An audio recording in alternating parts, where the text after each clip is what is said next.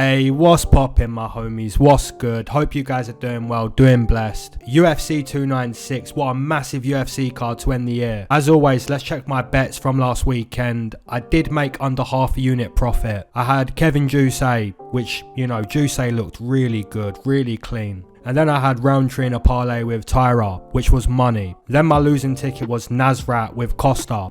So if Costa wins, I clean sweep and move into the final card with profit. However, guys, I'm down like just over a quarter unit, so not a lot. And if we win this final card, that's going to be 8 UFC betting months in a row of profit. And guys, to end the year with 8 profitable UFC betting months, I would love to do it. I would really love to do it. And just to show you guys my last 2 pay-per-views, this is UFC 294, clean sweep. And UFC 295, even more profit than UFC 294. So guys, I'm feeling lucky for this final pay-per-view. I've already got 2 bets locked in and I feel like they're winners. So for anyone who wants my final bets of the year, the only way to do that is to join the Patreon. And I feel like we're going to win. And if we win this card, it's 8 profitable UFC betting months in a row. And it's going to be 10 out of 12 for the whole year, which is crazy. And the final MoneyCity champions of the year was Nicholas Byrne and the veteran of MoneyCity, Sean. Alright guys, let's go. Alright, first matchup on this card, we've got Randy Brown taking on Muslim Salikhov, and this is the first fight for UFC 296, a pretty decent matchup. So first let's speak about Randy Brown. Now Randy Brown's a guy that's got really good boxing, uses the jab really well, and always has the height and reach advantage. He's not bad, but JDM did completely dust him.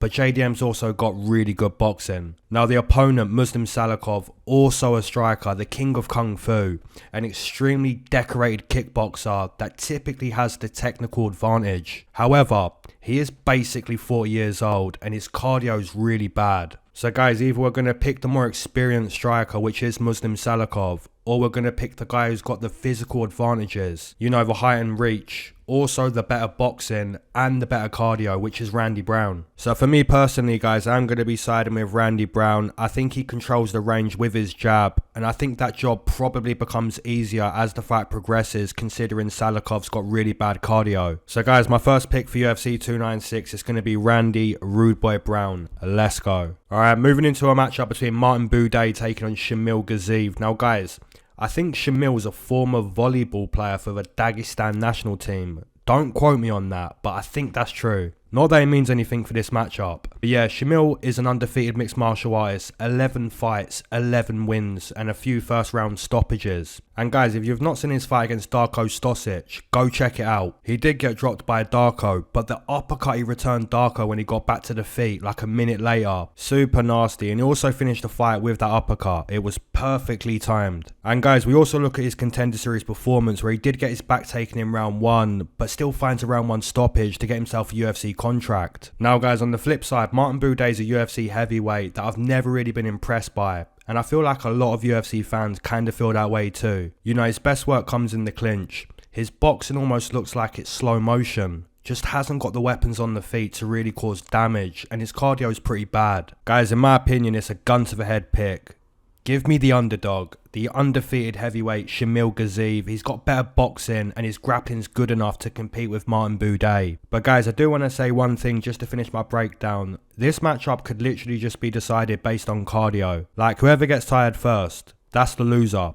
Yeah, gun to the head, give me the underdog, Shamil Gaziev. Alright, moving into a matchup between Fili taking on Lucas Almeida, and this is really good matchmaking. Now guys, both Fili and Lucas Almeida know a thing or two about striking, right? They're really good strikers. And Fili's been in the UFC for like a decade. He's never won more than 2 UFC fights in a row, but he's still a fighter that I respect and appreciate. I've always enjoyed watching Fili chain together some nice combinations on the feet.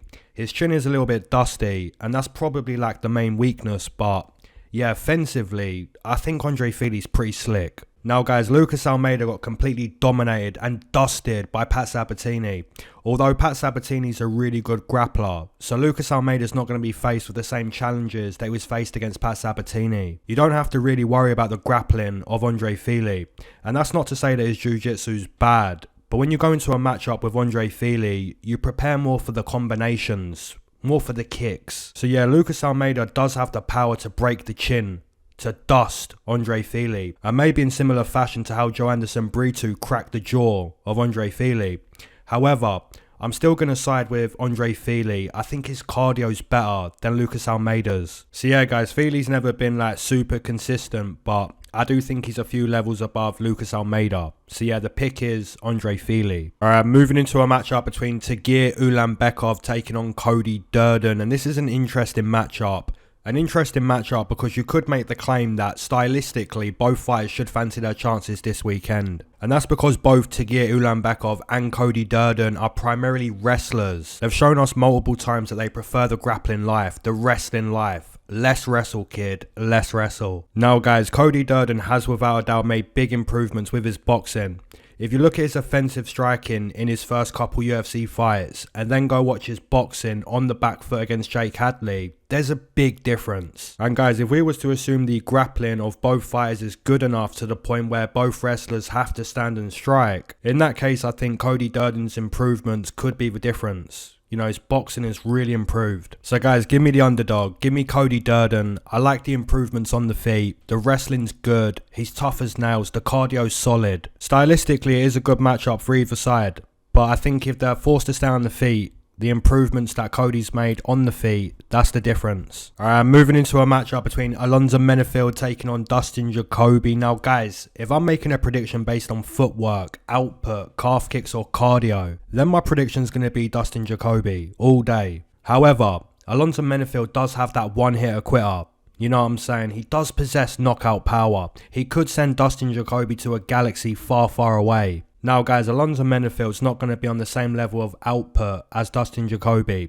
He's not going to be firing the calf kicks. He's not as quick. So really, Alonzo Menifield's got to find his counters. You know, look to counter Jacoby. Look for the counters to be the most significant punches in the round. Even if Dustin Jacoby has the output, Alonzo Menifield can win the fight just based on, you know, the big significant punches. So like I said, look for the counters. Even if Jacoby's got the output, if you land a big counter, that can win the round. So that's really what Alonzo's got to do. Look for his timing. Look for the counter shot.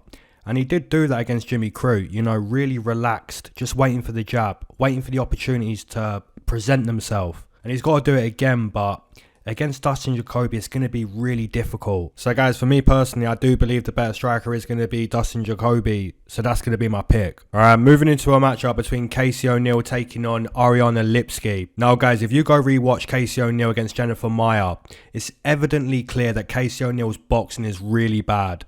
Technically, she's not good. She doesn't have the explosive power. She doesn't have the speed to her punches. She's a pretty bad striker, and defensively, she's not good. So based on that, I would say Casey O'Neill gets dominated on the feet by Lipski. However, guys, if Casey O'Neill puts her ego to the side and acknowledges that this Brazilian girl is better on the feet, and she has to bring the fight to the mat, then I'd say Casey O'Neill's given herself a pretty good chance at beating Lipski. Now, Casey O'Neill does have the toughness. She's got the cardio. She's got the jiu-jitsu. So she's got to stay in the face of Lipski until she can get the clinch going, start to wear on Lipski. Maybe she drops round 1, but if the game plan is about imposing your cardio and grappling, and if she stays persistent, she'll start to break Lipski, potentially find a stoppage on the mat. However guys, let's say Casey O'Neill's only boxing. She's not pushing Lipski against the fence. She's not trying to get takedowns. Even in round 2, she's still boxing. In this case, Casey O'Neill's getting dusted. Now guys, I took Ariane Lipski at plus 400 against JJ Aldrich for one reason and one reason only. If she defends a takedown, the value on the money line shows all day. And that's exactly what happened. Now guys, clearly, the job is the same. Defend a takedown here against Casey O'Neill and you're going to smash this girl. For me personally though guys, I do like Casey O'Neill to eventually break Lipski. Maybe not in round 1. But I think as the fight progresses, Casey should start to find more success with her game plan. And that's going to be grappling. So yeah, potentially a stoppage on the mat late for Casey O'Neill. Alright, moving into a matchup between Cody Garbrandt taking on Brian Kelleher. Now guys, there's only one way that Cody's going to lose this matchup. And that's if his chin gets cracked. That's how Cody loses. Because if we look at who's got better boxing fundamentals, who's technically better? It's Cody. If we're looking at who's got more speed, it's Cody. Who's got more experience? It's Cody.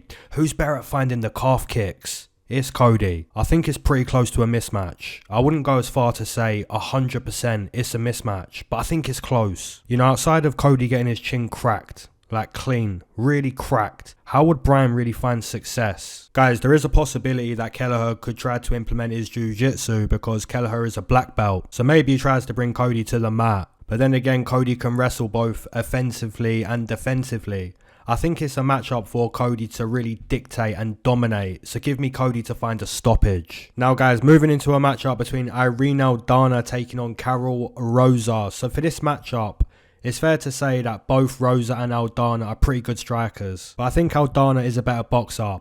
Her jab, her 1-2, the ability to counter the opponent, it's on a really good level for Irene Aldana. Now her recent performance against Amanda Nunes for the championship was quite a bad performance. So essentially this is going to be a good opportunity for Irene Aldana to essentially get back to winning ways. Now Rosa on the flip side is moving back to bantamweight after essentially wasting time at featherweight. I don't know why she moved up to 145, but she did.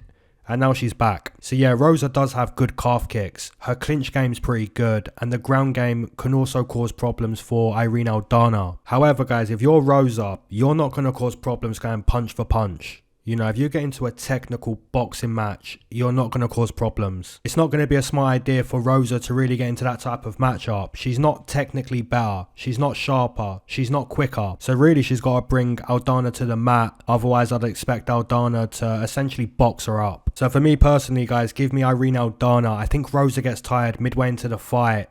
And at that point, I really see the counters of Irene Aldana starting to show to be effective. Now guys, moving into a matchup that's striker versus grappler, heavy hitter versus high level grappler from the farm. Now Bryce Mitchell is from the farm. He's got farm strength, super strong. But guys, when you add technicality to physicality, you get a monster on the mat. Bryce Mitchell is a monster, physically strong, technically good. The way he dominated Dan Ige on the mat was super impressive, and it goes to show just how dominant Bryce Mitchell really is once he gets the opponent to the mat. Now guys, Josh Emmett does have better boxing. His ability to disconnect the consciousness of the opponent has always been there. It's always been good. The overhands, the hooks. You can't get hit clean by Josh Emmett, or it's a trip to Shadow City. It's a trip to see Ben Askren. So that's really what you've got. Either Josh Emmett finds a lot of success on the feet, potentially KOs Bryce on the feet, or Bryce is going to dominate Josh Emmett on the mat. And considering Josh Emmett is pretty old, and he also took a lot of damage against Ilia Tapira, I'd say Bryce Mitchell probably finds success, probably gets the takedown. And like I said, once Bryce gets the opponent to the mat, you really see just how much of a monster he really is. So give me the farm lad, Bryce Mitchell, to find a submission or to win on the judges' scorecard. If you waited to smoke with me, amen. You've been smoking this whole time, double amen. If you're not a smoker but you enjoy the smoke breaks, that's always been a triple amen gang. My homies. Guys, I just want to say quickly in the smoke break, I want to thank all of you for all the support you've shown me for the whole year. I'm truly grateful for the opportunity to showcase my work on a weekly basis, and the support I get when I do that, it's just insane. You know, I've been doing this for a while, guys, but the support I get, it will never make sense to me. It'll always be crazy. It'll always be insane. The YouTube comments, the Patreon support, the Instagram support, the Discord gang. Guys, I'm truly grateful for every single one of you. I truly mean that. And I hope you have a great Christmas. Enjoy your families. Love your families. And I really do see you guys as family. I really mean that. So yeah, have a great Christmas. Alright, moving into a matchup between Vicente Luque taking on Ian Garry. Now guys, if we're going to make a prediction based on popularity, then we're going to pick Vicente Luque. But here's the thing. I don't care about who's popular, who's not. I don't care about who's likable, who's not.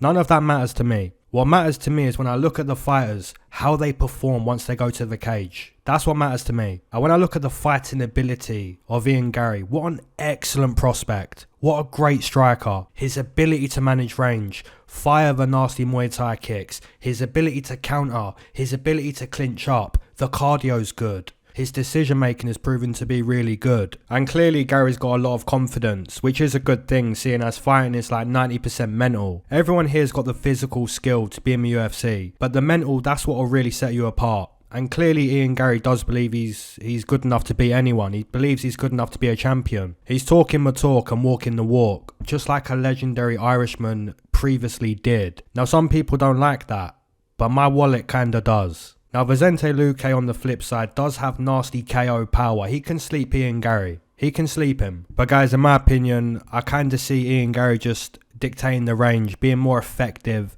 and kind of teaching Vicente Luque on a technical level, almost similar to how Wonderboy did. Guys, obviously a lot of people want to see Garry get knocked out. You know, they want to see him get dusted, but yeah, I just think he's technically better than Vicente Luque. So yeah, give me Garry to find a KO stoppage, or potentially to win over 15 minutes. Moving into a matchup between Tony Ferguson taking on Paddy Pimblett. Guys, let's spark the blunt. Let's spark the blunt for Tony, man. Let's spark it. Now, Tony Goggins, who's going to carry the boats and the logs? Who's going to do that? Guys, Tony carried the boats and the logs for years, between 2012 all the way up to 2020. The boogeyman carried the boats and the logs. But guys, it's nearly 2024. It's nearly 2024 and Tony can no longer carry the boats and the logs. I'm going to say it. The boogeyman is old, he's slow, he's hittable. He's even more hittable than what he was 10 years ago. So guys, this weekend you're going to see an old man trying to derail the hype of Paddy Pimblett. Does it happen? It could. Will it happen? Probably not. And Bobby Green did submit Tony Ferguson, and Paddy Pimblett does have better jiu-jitsu than Bobby Green. So if Paddy Pimblett finds the back, or the guillotine, or the mount, or any strong grappling position, then he's probably going to stop Tony Ferguson. And guys, if Tony loses the matchup, he probably goes to the post-fight speech and still claims he can be a champion. And that's kind of sad. But yeah, give me Paddy Pimblett. Don't want to see Tony get dusted, but he's going to get dusted, probably. Alright, moving into a matchup between Stephen Wonderboy Thompson taking on Shavkat Rakhmonov. Now guys, let's say this matchup was only kickboxing, no wrestling, no grappling, no clinch. In that case, there's no way on this earth that Stephen Wonderboy is a plus 500. No way. However, when we consider Shavkat taking Wonderboy to the mat, then Wonderboy's a big underdog. Wonderboy's jiu-jitsu's garbage. His grappling's always been really bad. So if Shavkat can just get a takedown, he'll probably stop the fight. Probably easily dust Wonderboy. If I was confident the matchup stays on the feet, then I'd take Wonderboy. You know, there's big value if the matchup stays on the feet. Plus 500, that's massive value. But I'm not confident the matchup stays on the feet. And I think Shavkat probably fights Hamzat one day. You know, he's going to fight for a title. So yeah, give me Shavkat Rakhmonov to dust Wonderboy, potentially on the mat. Alright, moving into a matchup between Alexandre Pantoja taking on Brandon Royval. Now guys, I've been thinking about this matchup quite a lot. If you rewatch the first fight between Royval and Pantoja, you kind of realise that Brandon Royval should have won the fight.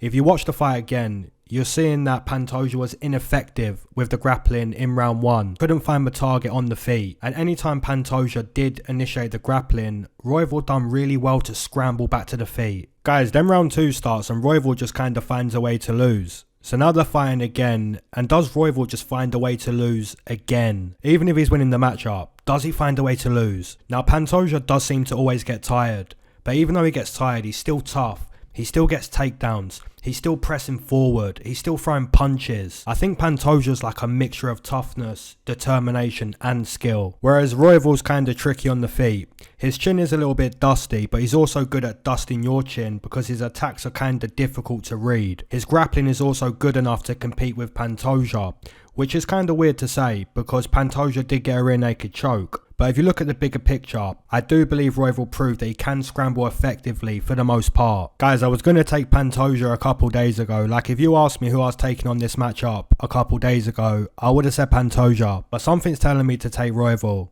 You know, he might get his chin cracked. He might get his back taken. He might be made to overcome adversity. But guys, what better way to become a champion? You know, have your back taken, survive that. Get your chin cracked, survive that. What better way to become a champ? So yeah, give me Raw Dog. I'm going to take the underdog. Moving into the main event, we've got Colby Covington taking on Rocky, the champion, Leon Edwards. Now let's start with the obvious information. Colby's a better wrestler than Leon Edwards. I'm not saying Leon can't wrestle. I'm saying he can't wrestle as good as Colby. And Leon Edwards is a better striker than Colby. I'm not saying Colby can't strike. I'm saying he can't strike like Leon Edwards. Now guys, earlier in my breakdown with Garry and Luque, I mentioned that everyone in the UFC's got physical skill. And it's really about the mental that'll set you apart, right? This is arguably one of the best fights of the year to end the year. It doesn't matter what prediction you make. Your prediction might get dusted. And that's because Leon can really box. He might box up Colby. Or Colby might ragdoll Leon. You know what I'm saying? He might just ragdoll him round 1 to round 5.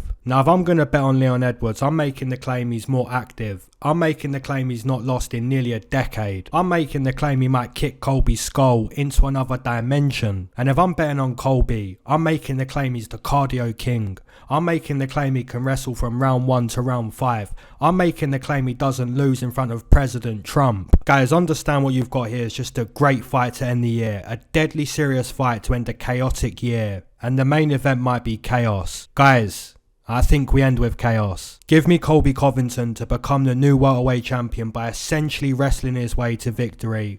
And no, I could definitely be wrong with the main event. Like, Leon Edwards is good enough to beat Colby, but over 25 minutes, the plus money kinda seems like the way to go. Guys, Colby's got the wrestling and it just feels like he's destined to be champ. I could be wrong though, because Leon's striking is dangerous. You know, even if he's down 4 rounds, bang, headshot, dead. So yeah, this main event is a great way to end the year, but I'm going to take the plus money. As always, guys, keep your eyes to the sky, never glued to your shoes. Enjoy Christmas. Peace.